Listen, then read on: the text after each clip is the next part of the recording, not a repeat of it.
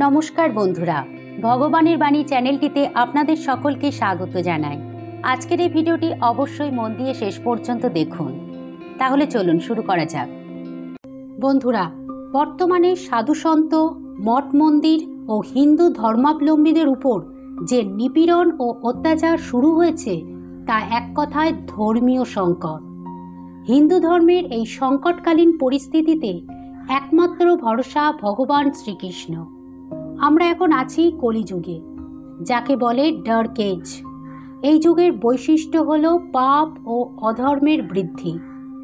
বিষ্ণু পুরাণ ও ভাগবত পুরাণ অনুযায়ী এই কলিযুগে আবির্ভূত হবেন ভগবান বিষ্ণুর দশম অবতার কল্কি, যিনি চূড়ান্ত বিশৃঙ্খলা ও অধর্মের হাত থেকে আমাদেরকে রক্ষা করবেন।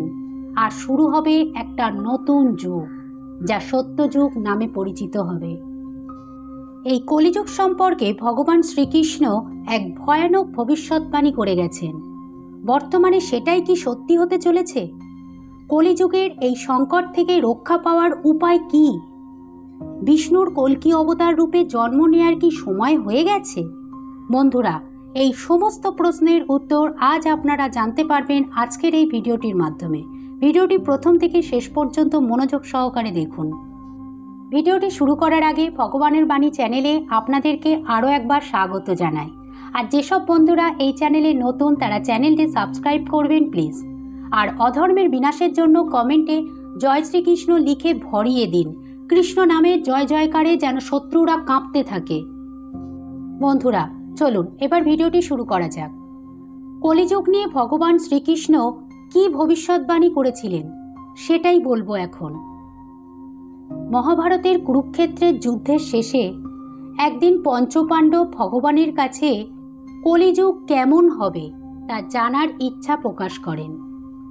পরমেশ্বর ভগবান তাদের 5 জনকে বনে ভ্রমণ করার পরামর্শ দিয়ে বললেন প্রত্যেককে ভিন্ন ভিন্ন অভিমুখে যাত্রা করতে ও বনের দৃশ্যমান ঘটনা আমাকে জানাতে হবে, এটাও বললেন।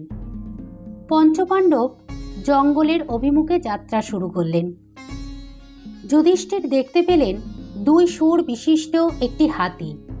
এটি দেখে তিনি অবাক হলেন। তিনি এসে তা বাসুদেব শ্রীকৃষ্ণকে বললেন। এটা শুনে শ্রীকৃষ্ণ বললেন, কলিযুগের মানুষ হবে মিথ্যাবাদী ও স্বার্থপর। তারা মুখে বলবে এক, কিন্তু কৃতকর্ম থাকবে সম্পূর্ণ ভিন্ন। মুখের কথায় ও কাজে কোনো মিল থাকবে না। এবার ভীম দেখতে পেল একটি গরু তার বাছুরকে চেটে চেটে আদর করছে, কিন্তু এত মাত্রায় বাছুরটিকে চাটছে যে বাছুরটির গায়ের ছাল উঠে রক্তক্ষরণ হতে শুরু করেছে। তিনি এসে শ্রীকৃষ্ণকে একথা জানাতে শ্রীকৃষ্ণ বললেন, কলিযুগে পিতামাতার অন্ধ স্নেহ ও অতিমাত্রায় ভালোবাসাই তাদের সন্তানের ক্ষতির কারণ হয়ে উঠবে। যেমন এতে সন্তানদেরকে বিচার বুদ্ধিহীন ও পরনির্ভরশীল করে তুলবে, যা আগামীতে স্বাভাবিক ও সুস্থ জীবনযাপনে তাদের বাধা হয়ে দাঁড়াবে। এরপর অর্জুন, তিনি দেখতে পেলেন এক শকুনের 2 বিশাল আকার ডানায় বেদ লেখা আছে, কিন্তু সে নরমাংস ভক্ষণ করছে। এই বিস্ময়কর দৃশ্য অর্জুনকে মর্মাহত করে। তিনি পরমেশ্বর ভগবানকে এ বিষয়ে জিজ্ঞেস করলে ভগবান বলেন, কলিযুগে ভণ্ড সাধকের পরিমাণ বৃদ্ধি পাবে। অর্থাৎ দেশ ও সমাজের বুকে যারা ধার্মিক ও জ্ঞানী হিসাবে খ্যাতি পাবেন, তাদের প্রকৃত মানসিকতা থাকবে শকুনের ন্যায়। উপরে ধর্ম ও জ্ঞানের বর্ম পরা মানুষগুলো নিজেরাই হবে শয়তান। এবার নকুল, তিনি দেখতে পেলেন এক বিশালাকার পাথরখণ্ড পাহাড় থেকে গড়িয়ে নিচে পড়ছে।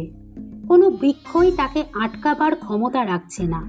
সব কিছু তছনছ করতে করতে ভয়ঙ্কর গতিতে সেই পাথরের খণ্ড নিচে নেমে আসছে। অথচ কিছু দূর নামার পর একটি গুল্ম গাছের গোড়ায় এসে পাথরটি থেমে যায় এবং বন্ধ হয় তার তাণ্ডব লীলা। এই ঘটনা পরমেশ্বরকে জানালে তিনি বলেন, কলিযুগে মানুষের পাপের পরিমাণ ওই পাথরের সমান হবে, যা তার জীবনকে তছনছ করে দেবে, গোটা সমাজ ধ্বংসের দিকে যাবে। এখানে ভগবান আরও বললেন, যদি কোনো মানুষ শুদ্ধ মনে শুধুমাত্র আমারই শরণাপন্ন হয়, তবে তাকে আমি সব বিপদ থেকে রক্ষা করব। এরপর সহদেব, তিনি দেখলেন জঙ্গলের মাঝে বেশ কয়েকটি কুয়ো, কিন্তু আশ্চর্যের বিষয় হলো এর মধ্যে সব থেকে গভীর কুয়োটিতে জল নেই, একদম শুকনো। এই ঘটনা দেখে তিনি পরমেশ্বরকে বললেন। পরমেশ্বর শ্রীকৃষ্ণ এই ঘটনার পরিপ্রেক্ষিতে বললেন, কলিযুগে সবচাইতে অর্থশালী ও ক্ষমতাশালীরাই এই সমাজে বেশি শোষণ করবে, যারা নিজ বিনোদন ও কামতৃষ্ণা মেটাবার জন্য প্রচুর ব্যয় করবে। দরিদ্র সমাজের জন্য শুধুই থাকবে তাচ্ছিল্য। অতএব দরিদ্রদেরই ক্লেশ কলিতে প্রবল হবে। ধনীরা হারাবে মনুষ্যত্ব বোধ, বিচার বিবেচনা করার যথাযথ বুদ্ধি। বন্ধুরা, কলিযুগ সম্পর্কে ভগবান শ্রীকৃষ্ণের করা এই ভয়ানক ভবিষ্যৎবাণী দিন দিন সত্যে পরিণত হচ্ছে, পাপে পরিপূর্ণ হচ্ছে এই কলিযুগ। তবে ধর্মের এই সংকটকালে আমরা আশার আলোও দেখতে পারি। বিষ্ণু পুরাণ ও ভাগবত পুরাণ অনুযায়ী কলিযুগে যখন পাপ ও অধর্মের বৃদ্ধি পাবে, তখনই আবির্ভূত হবেন ভগবান বিষ্ণুর দশম অবতার কল্কি, যিনি আমাদেরকে সমাজের এই চূড়ান্ত ধর্মীয় সংকট থেকে রক্ষা করবেন।